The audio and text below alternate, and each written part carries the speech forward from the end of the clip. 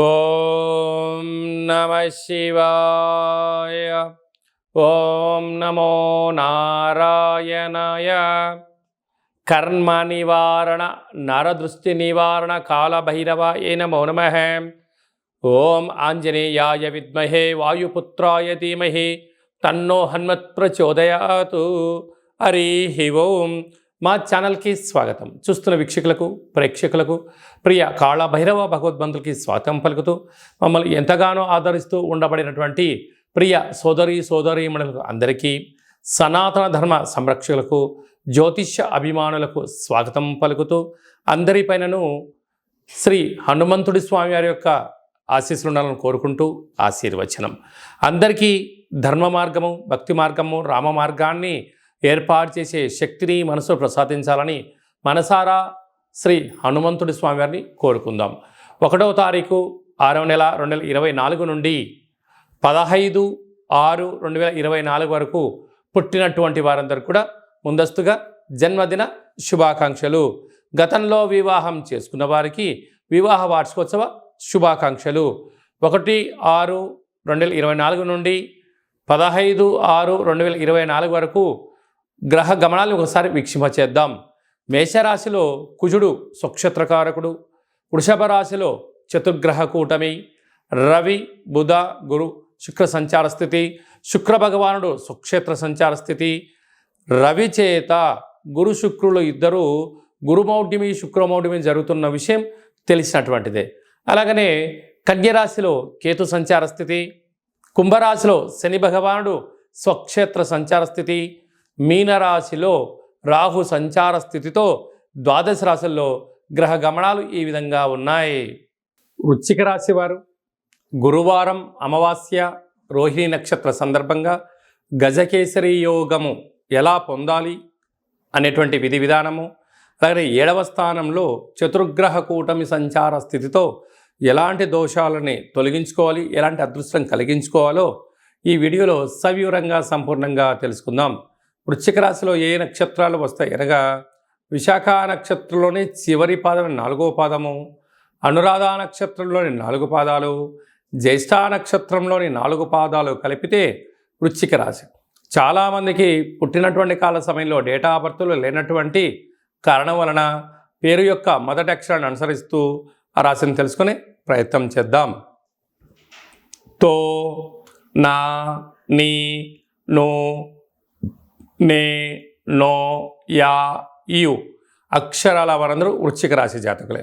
వృశ్చిక రాశి యొక్క అధిపతి కుజ భగవానుడు. వీరికి అర్ధాష్టమ శని సంచార స్థితి కారణం వలన చిన్న చిన్న విషయాలకు ఆవేశము, కోపము, తగాదాలు, బంధువులు, మిత్రులు, స్నేహితులు అందరూ కూడా మీరు నావారు అనుకుంటూ ఉంటారు. కానీ ఎప్పుడూ కూడా జనాలు చాలా తెలివినటువంటి వారు. మీ భార్య అయినా, పిల్లలైనా, అత్తమామలైనా, సహ ఉద్యోగస్తులు తోటివారైనా మీతో అవసరం ఉన్నంత వరకు మాత్రమే వారు మీకు విలువనిస్తారు.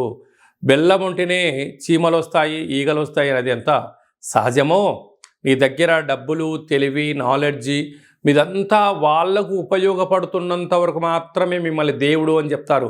ఏ ఒక్క క్షణం మీరు వీటికి దూరంగా ఉండగలిగినట్లయితే ఇన్ని రోజులు నీ సహాయం పొందినవారు, ఇన్ని రోజులు నువ్వు దేవుడు అని చెప్పిన వాళ్ళు నిన్నే దయ్యము అని చెప్పి నిన్నే రాళ్లతో కొట్టే పరిస్థితి చాలా అధికంగా ఉంటుంది. కనుక ఏ రోజైనా వృశ్చిక రాశి జాతకులు ఒంటరి వారే అని చెప్పి గమనించాలి. మీ ధర్మం, మీ నీతి, మీ ఆధ్యాత్మికత, మీ ప్రశాంత జీవన విధానమే మీకు ఐశ్వర్యం, ఆనందం మీ సొంతం అవుతుందని చెప్పి గమనించాలి. లేకపోతే పోలీస్ స్టేషన్లు, కోర్టు, గొడవలు, అశాంతి, ప్రశాంతత లేని జీవితం పొందే పరిస్థితి ఉంటుంది. ఇలా ఎక్కువ కాలంగా ఆలోచించాలనుకోండి, దీర్ఘకాలిక వ్యాధులైనటువంటి షుగరు, థైరాయిడ్, నరాల బలహీనత, బ్రెయిన్ స్ట్రోకు, పెరాలసిస్ లాంటివి వచ్చే పరిస్థితి చాలా అధికంగా ఉంటుంది. ఇలాంటి కాల సమయంలో మీరు ఎంత బరువు అయితే ఉంటారో అంత బరువు కలిగినటువంటి ఉప్పును తులాభారంగా చేసుకొని నీటితో కరిగించి ఆ ఉప్పుతో మహాదేవుడికి రుద్రాభిషేకం చేసుకున్నట్లయితే ఎవరు మనవారు, ఎవరు పరాయివారో మీరు గమనించేస్తూ ప్రలోభాలకు గురి కాకుండా మీ పని మీరు చేస్తూ విజయానికి మీ సొంతం అవుతారని చెప్పి గమనించాలి. సంతాన స్థానంలో రాహు సంచార స్థితి ఉండడం వల్ల మీ పిల్లలు, మీ ఎదుగుదల, మీ యొక్క కుటుంబం గురించి అనేక మంది చర్చించబోతున్నారు. నూతనంగా వివాహం వారికి సంతాన యోగం, పిల్లల యొక్క చదువులు అభివృద్ధిలో ముందు వరుసలో విజయం మీ సొంతం అవుతుంది. 6వ స్థానంలో కుజుడు సంచారం చేయడం వల్ల భూములు, గృహాలు, బంగారు ఆభరణాలు, క్రయ విక్రయాలు యోగదాయకం అని చెప్పి గమనించాలి. 7వ స్థానంలో రవి బుధులు కలిసి ఉండడం వలన ప్రభుత్వ ఉద్యోగం మీ సొంతం కాబోతుంది. ప్రయత్నం చేసేవారికి మంచి కాలము. ప్రభుత్వ ఉద్యోగం చేస్తూ ఉండబడిన వారికి ధర్మబద్ధంగా ఉండడం వల్ల ప్రమోషన్స్ వీరి సొంతం కాబోతుంది.